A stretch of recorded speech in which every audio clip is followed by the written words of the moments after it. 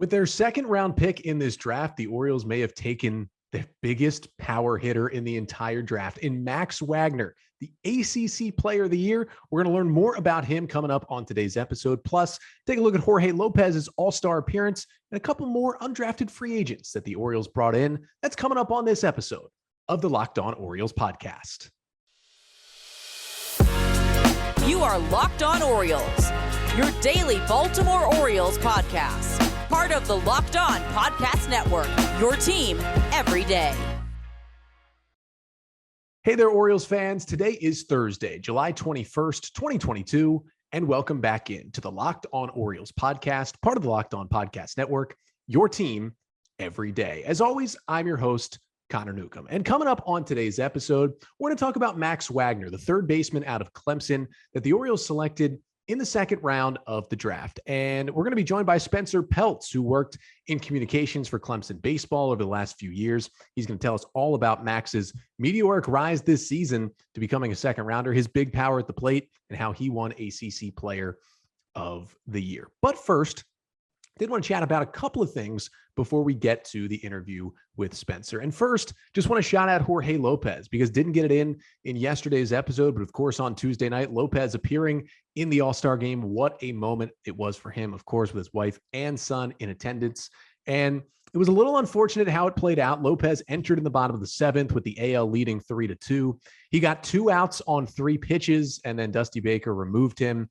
He's the most efficient pitcher in All-Star history. He's the first pitcher ever in the All-Star game to record 2 outs throwing 3 pitches or less. So shout out to Jorge Lopez for that one. He'll be in the record book for that. Yeah, it was a little disappointing to not see him get a whole inning. I guess it's okay. He only threw 3 pitches, so he didn't hurt himself or anything. But they had, Tom Rinaldi talking about his new podcast on Fox and about the murder of a former baseball player. And that was the background sound as Jorge Lopez was pitching in the All-Star game. So it was kind of unfortunate, but Lopez did what he's done all year. 3 pitches, 2 ground outs, leaves the game. Just an awesome, awesome moment for him.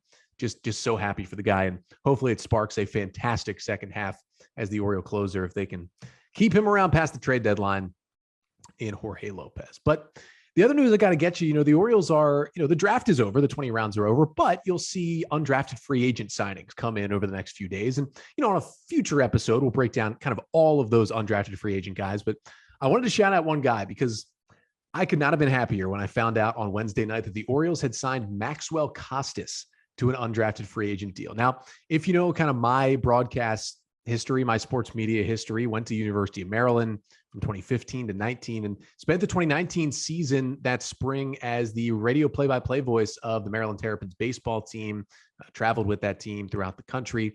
And Maxwell Costes, who played 4 years at Maryland, was a freshman on that team. He was the Big Ten Freshman of the Year, had a fantastic year as Maryland's starting first baseman, and he just continued to have a fantastic career. 4 years at Maryland, set the all-time Maryland, or was atop the Maryland all-time home run list, was Maxwell Costes. Got over 40 home runs in 4 years, hit for average as well during his career. Now, doesn't have much of a position. He's really just a first baseman / a DH, but he can mash from the right side of the plate. One of the best people I have ever met in baseball. Got to know him really well in that 2019 season. Just so happy for Maxwell, who is a Baltimore native. He played at Gilman in the area, grew up in Baltimore. His older brother, Marty Costes, who played at Maryland as well a couple years ago, is now in AAA with the Houston Astros. And just so cool to see Maxwell get this contract with the Orioles. The O's, it's been a long time since they've had anybody from Maryland in their system. Maxwell Costes will join them after 4 great years with the Maryland Terrapins. Just could not be happier for him, and just could not be happier to be able to watch Maxwell Costes in an Orioles uniform. It's going to be great. Again, big power from the right side.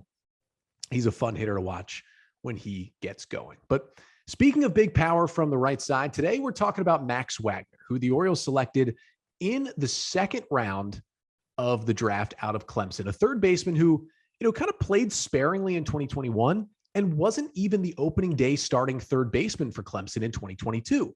But then he started to hit and hit and hit and hit. And he ended the year batting .370 with 27 home runs on the season. Those are not made up numbers. Those are real. He was the 2022 ACC Player of the Year. and the Orioles take him in the second round. And joining us to tell us all about Max Wagner is Spencer Peltz, who is an Orioles fan, is from the area, but also spent the last few years working on the communications team for Clemson baseball and saw all of those Max Wagner at-bats. Spencer's going to join us in a second to tell us how good Max Wagner really can be at the plate. But first, got to tell you about Sports Card Investor. Welcome to the world of sports cards reimagined. The Sports Card Investor app is the hobby's most powerful resource. Quickly check the value of your favorite cards, find great deals, and profit from the hobby you love.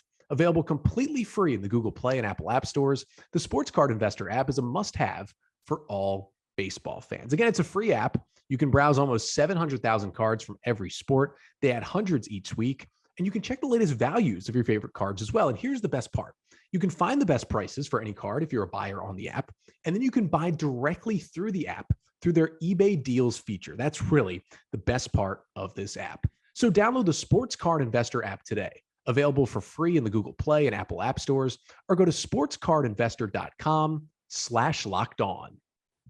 So our 2022 MLB Draft Orioles player breakdown rolls on here as we get to the O's third pick of the draft. Their second round selection, a little bit of a surprise, was Max Wagner out of Clemson. And joining us to talk about Max is Spencer Peltz, who was recently on the communications team for Clemson baseball down in Clemson, South Carolina, but a Baltimore native and an Orioles fan. Yes, sir. Absolutely. As Spencer joins the pod. First of all, thank you so much for joining us. Absolutely, Connor. Thanks for having me on. I really appreciate it. Yeah. And so, you've got, you're definitely invested in this pick. Not only is it a guy in Max who but he's coming to your favorite team. And so this is where we got to start. I mean, Max Wagner, obviously, he wins ACC Player of the Year in 2022. He clearly shot himself up draft boards. But I don't think a lot of people know how much he shot up draft boards, because not only did he go from, maybe a second day guy to a second round guy. Yeah. He was not a starter for Clemson even coming into this season. Opening day. No, he didn't. He was not a starting third baseman on opening day. He was kind of used as a late inning, defensive replacement, like you see used a lot at the pro level. And about halfway through the season, he really established that starting role. And I think he was sitting around 8 home runs halfway through the season, and he ended up with 27. So that can tell you a little bit something about the tear that he went on, just kind of the mentality that he had at the plate throughout the year.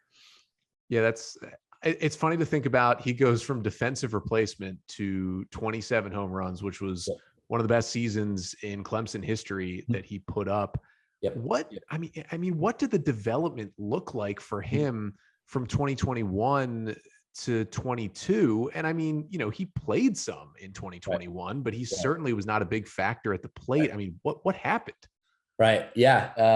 I think when for Max, it all came down to just that professional approach at the plate and kind of the way that he developed that. And, talking to a lot of the guys in our program and the coaches, it seemed that in the off season between 21 and 22 this season, he really attacked his weaknesses, and he really worked on that pitch recognition. So laying off the breaking balls down in the zone, really honing in on his pitch, and working at bats. So I think that was really his biggest step, kind of having that new mentality where he's kind of avoiding the chase rate. He tied the all-time Clemson single season record with 27 homers in the season. And really, when you look at his plate discipline too, he had, I looked it up, I think 45 walks and 51 strikeouts. So that's a 0.88 walk to K ratio, which is really, pretty strong for a guy who has the raw power that he does. And like I mentioned, halfway through the season, he's at 8 home runs, and he just went on a tear, and he reached base in each of Clemson's last 42 games of the season.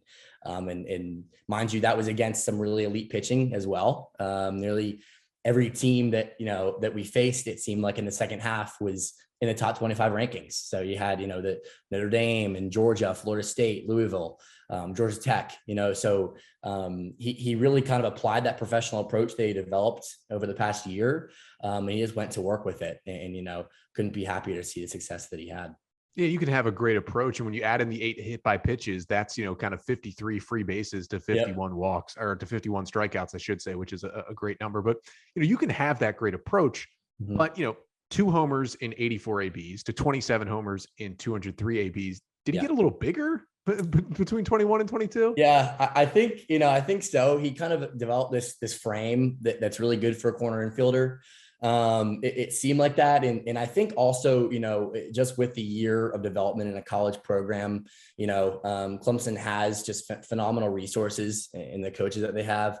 The director of player development there, Ben Paulson, was a big league hitter with the Colorado Rockies for a few years. So I think that in just kind of getting a year under his belt in the Clemson program. And Wags is one of those guys that, if you talk to anyone in the program, he has this level of maturity about him where it doesn't matter, if he is a defensive replacement or, if he has 3 strikeouts one night or if he goes 4 for 4.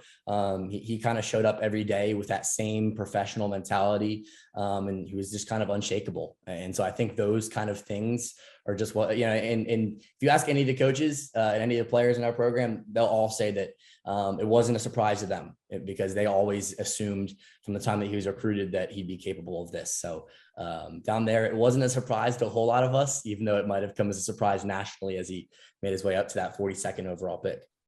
Yeah, we'll get back to talking about Max Wagner being picked in the 2nd round with Spencer Peltz here. But first, got to tell you about Built Bar, because from the people who invented healthy and tasty comes the latest gift to your taste buds. Now, you may have tried the amazing coconut brownie chunk Built Bar, but guess what? Your friends at Built have given coconut brownie chunk the Puffs treatment. It's a Built Puff. If you haven't heard of it, it's the first ever protein infused marshmallow covered in 100% real chocolate, all the protein you need, and a delicious snack. So stop drooling and listen. These are good for you. Low calorie, low sugar, high in protein, and all are delicious. And the coconut brownie chunk puffs are only here for a limited time. So go to built.com now to make sure you don't miss out. And there's so many flavors of the Built Puffs, and there's so many flavors of the classic Built Bar, the best tasting protein bar out there, covered in 100% chocolate and delicious flavors across the board. And they're always coming up with new flavors as well. So go to built.com, use the promo code LOCK15, and you'll get 15% off your order. Again, that is promo code LOCK15 for 15% off at built.com. So we're here with Spencer Peltz, who has been with the Clemson baseball communications team over the past couple of years, talking about Max Wagner, who the O's took in the 2nd round, 3rd baseman out of Clemson. And, when you hit 27 homers and you win ACC Player of the Year, and, Orioles fans watching some of these home runs, I mean, it's big time strength. Like, do you remember a couple that just put you in ultimate awe watching him just from a pure power tool standpoint this season? Yeah. I think the one that just immediately jumps to mind would be a big one against Florida State. We hosted them in a late season series. It was really important for us kind of clawing our way back into the ACC standings. And we were down, I want to say it was 4-2 in the bottom of the 8th inning. And I was lucky enough with my position. I was always on the field near our dugout. So the vantage point I had of this, where we had the bases loaded, 2 outs, and he hit a go-ahead grand slam. I want to say it was a 2-0 changeup that he hit. And it was one of those, with the college BB4 bats, where you just hear it off the bat and that it is just absolutely crushed. That was probably the one that stood out the most, just also because of the gravity of the moment. It was the Friday night season or series opening game. We knew we needed it, and he just put us right ahead. And it was probably one of the loudest moments that I ever heard at Doug Kingsmore Stadium down there. Very similar to the Delman Young double moment back in the ALDS for the Orioles. So that's the one that really stands out just because it kind of shows the type of hitter that he is. No moments too big for him. And he's the kind of guy that he always wants the bat in his hands at the biggest time when the lights are the brightest. So I think that's something that Orioles fans should be really excited about that they're getting. And you mentioned, flipping from offense to defense, him being a defensive replacement, 3rd baseman before he kind of broke out into this role. Now, put your scout hat on a little bit here. Yeah. How does he profile as a 3rd baseman? And, I think a lot of people, they see a 3rd baseman in college with 27 home runs and think, well, this guy might end up at first base when it's all said and done. Where does Max kind of fall in there? Right. That's a great question, and I think ultimately when Mike Elias and his scouting team were really recruiting, looking at him and looking at him on the draft board. They've got to have some sort of plan. And given, the depth of infielders that the Orioles are enjoying in their farm system, with the likes of the, Hendersons and Kobe Mayos and the Jordan Westbergs of the world, they must have a plan.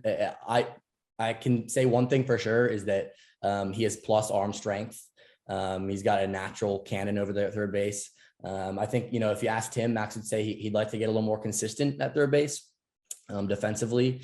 I think his error numbers were a little bit higher than he would have liked, but one thing you want to look at there too is given quite a few of those actually happened on the road when we were playing on artificial surfaces. So playing in the professional ranks, you might not see that as much. And he was certainly more comfortable at home at Doug Kingsmore. So I think that he's a natural third baseman. I want to say he played a little bit I don't know this for sure, but I want to say he played a little bit more of shortstop as well in high school up in Green Bay. But I mean, I think I could project him definitely as a kid who sticks at the hot corner and kind of has the power numbers, that you look for with a Nolan Arenado or Matt Chapman type comparison there. So I would say that defensively, he can definitely develop into a premier third baseman at the pro level. This is probably a better question to ask him, but I figured I'd ask you, did he go through any kind of culture shock from Wisconsin to Clemson? Yeah. Well, actually, it's funny, and I haven't heard this story anywhere from the national outlets, but Max will tell you, and he mentioned it in a lot of our pressers back there. I don't know if you remember Jason Birkin. He was a former Oriole back in the day. He and Wags' dad actually are really good friends because Birkin's also a Green Bay native. And so he grew up being trained by his dad and by Birkin. And so Jason was actually the reason why Max looked to go to Clemson, and ultimately the reason why he was recruited by Clemson. So that's kind of funny then also, that he happened to get drafted by the same team that Birkin played on. But from knowing him, I don't think so when it comes back to the culture shock. Like I said, he's a very kind of consistent, composed person where he doesn't really let anything get too high or too low, and I think that he really pretty quickly earned the respect of his teammates even back in his freshman year at Clemson. And when you see the way that they all interact with him down there, it just kind of shows this level of respect that he earned, and I think he fit in just fine there.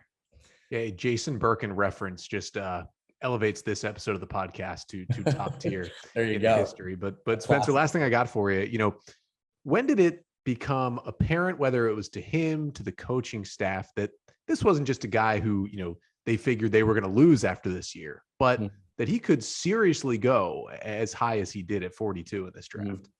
Yeah, I want to say, and as I mentioned, I don't think that it was necessarily a surprise to anyone just because of that unwavering, faith that they had in him and his skill set. But I think for me personally, at least, and from what I've heard around there, it was kind of, he went on a tear there in about the second half of the season, where I want to say he went 4 or 5 consecutive games with a home run. And a couple of games with just monster numbers. I think he put up 6 RBI against Presbyterian College in the midweek. And when he had this stretch there, when he went, and he was breaking records with every home run he hit, I think that was where it kind of really started to settle in that, this kid's something special, and he's going to be the next great hitter to come out of Clemson. And so I think that's kind of what we all see it as. And I know everybody's just nothing but excited for him here going forward. So he's got big power. He's going to need it with the new wall in left field at Camden Yards, but certainly a big crossover for you, Spencer, with Clemson and the Orioles coming together. And we thank you so much once again for joining us on the pod to talk about Max Wagner. Yeah, absolutely. Thanks so much for having me, Connor.